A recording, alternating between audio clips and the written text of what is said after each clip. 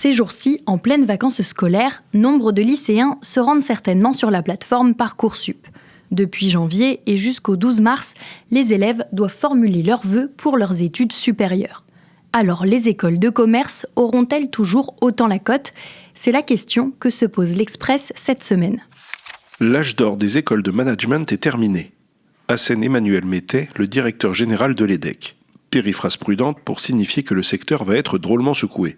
Regroupement, fusion, restructuration. On ne peut pas exclure des fermetures pures et simples. À bas bruit, une tempête est en train de s'abattre sur l'enseignement supérieur privé, et notamment le monde des écoles de commerce. Deux poids lourds du secteur, le Collège de Paris et le groupe Thalys Éducation Group, ont été placés en procédure de sauvegarde en décembre dernier, première étape avant le redressement judiciaire. Et une poignée de petits établissements régionaux ont même fermé leurs amphithéâtres. Pour tenter de résister, certains préfèrent unir leurs forces, fusionner, ou carrément succomber aux appels du pied d'investisseurs étrangers ou de financiers aux poches plus remplies. Les causes de cette crise sont diverses. D'abord, la démographie. Moins d'étudiants, c'est moins d'argent qui rentre dans les caisses. Toujours sur le volet financier, les subventions se sont réduites, qu'il s'agisse de l'aide des collectivités locales ou du financement de l'apprentissage par l'État. La faute aussi à un trop grand nombre d'établissements, comme l'expliquent nos journalistes. La France pointe à la 4e place mondiale en termes de nombre d'écoles de management rapportées à la population, après les États-Unis, la Chine et le Royaume-Uni. Certaines d'entre elles trustent même les meilleures places dans les classements mondiaux.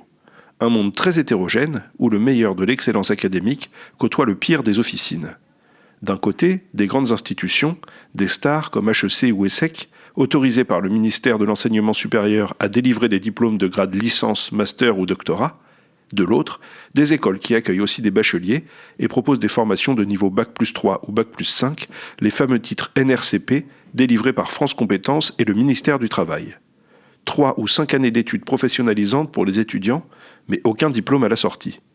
Un flou savamment entretenu par certaines écoles qui profitent de l'angoisse des familles soucieuses d'offrir un avenir à leur progéniture, en les noyant sous une offre surabondante, parfois à la qualité médiocre. Résultat, c'est une véritable course à l'échalote pour parvenir à attirer des étudiants parfois venus du monde entier. Tout est bon pour se maintenir dans les classements internationaux. Il faut décrocher des labels, attirer des professeurs étrangers ou encore offrir des infrastructures haut de gamme. Les business schools n'ont d'autre choix que de gonfler considérablement leurs frais de scolarité. Ces dernières années, les prix se sont envolés.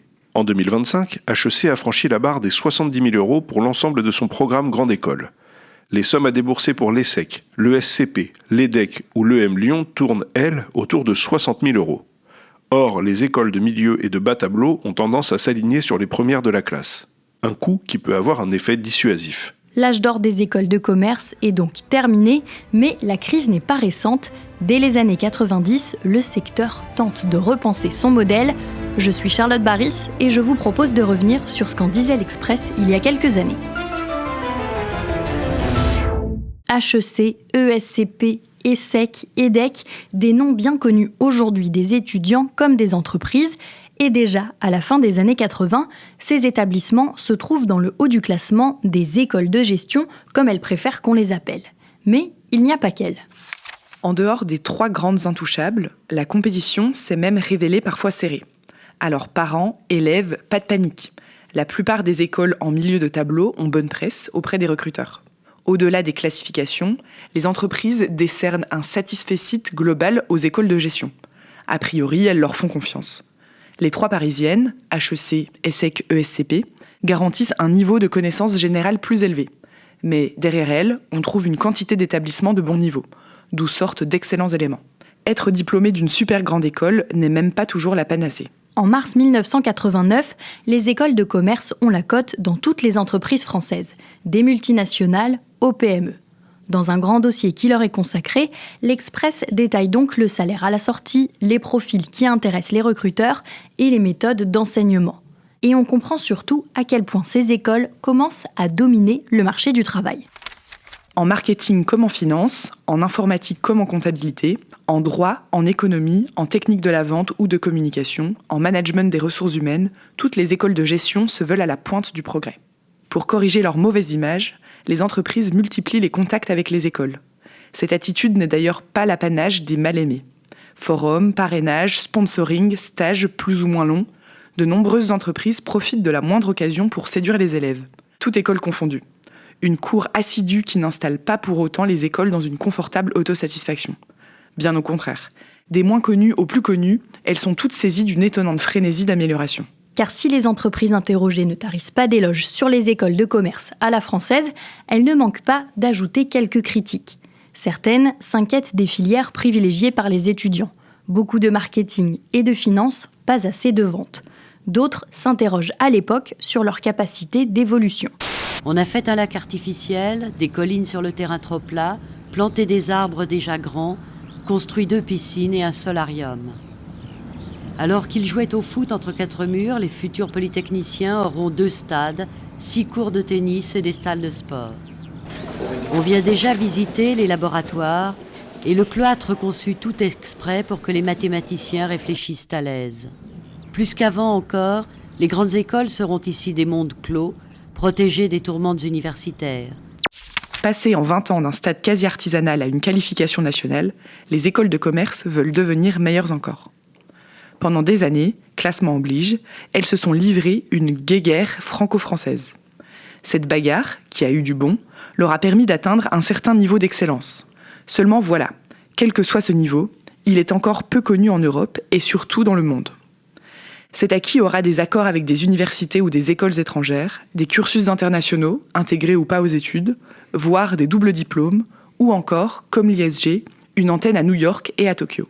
Au début des années 90, on commence donc à voir apparaître la course à l'amélioration permanente, la bataille entre les grandes écoles les plus anciennes et les nouvelles arrivantes.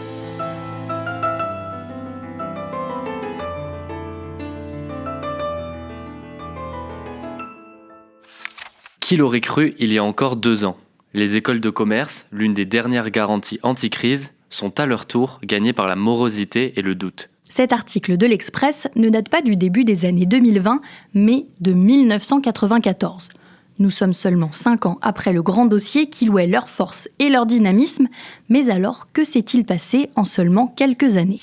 Crise de l'emploi oblige, l'époque où le label Subdeco suffisait à assurer un job est bien révolue. Du coup, les bacheliers y regardent à 2 fois.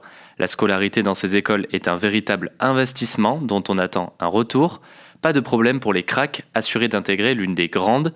Mais sans cette aptitude, le pari financier est plus risqué. 20 000 ou 30 000 francs par an pour les seuls frais de scolarité, cela fait une somme. 20 000 ou 30 000 francs par an, l'équivalent aujourd'hui de 5 à 7 500 euros.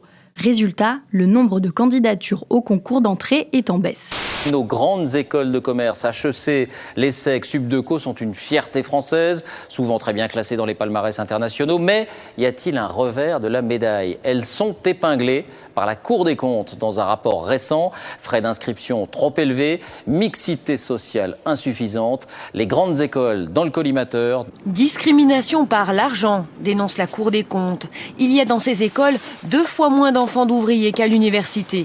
Les classes préparatoires dans les lycées sont aussi moins plébiscitées. Une tendance qui joue alors en faveur des filières universitaires. Si, du côté des prix, elles sont depuis longtemps imbattables, les frais d'inscription s'étalent entre 1 000 et 2 000 francs par an, la qualité de certaines filières commence à être reconnue sur le marché de l'emploi. Sciences Po, Ecofi et Dauphine ne constituent plus les 2 exceptions qui confirmaient la règle. La maîtrise en sciences de gestion, dite MSG, commence à acquérir ses lettres de noblesse. Les 3 parisiennes restent le rêve des meilleurs élèves et la dizaine d'établissements de province, qui se situent dans leur sillage, ne sont guère touchés par cette diminution des candidatures. Non sans raison, leur diplôme reste toujours très prisé par les grands groupes, même si la surenchère des offres a disparu et si la durée de recherche d'emploi s'est allongée. Il n'en va pas de même pour la douzaine d'écoles dites de second rang, trop locales, trop discrètes ou trop récentes. Elles sont obligées d'aller chercher des élèves très bas dans l'ordre des admissibles au concours. Cela risque de remettre en question l'une des clés de voûte du système des écoles consulaires, l'aptitude à la sélection. Une crise qui débute alors que le nombre d'établissements s'est multiplié dans les années 80, tandis que les promotions dans les écoles s'élargissent. Des difficultés auxquelles vont s'ajouter de nouveaux défis au début des années 2010. La course à l'international est symptomatique de la mondialisation de l'enseignement en management. Préparer des managers globaux, aptes à diriger des équipes et des entreprises dans un monde ouvert est un impératif. S'engager vers le tout numérique pour la génération des digital natives, les 15-25 ans. Malgré ces obstacles depuis près de 30 ans, le secteur conserve des atouts.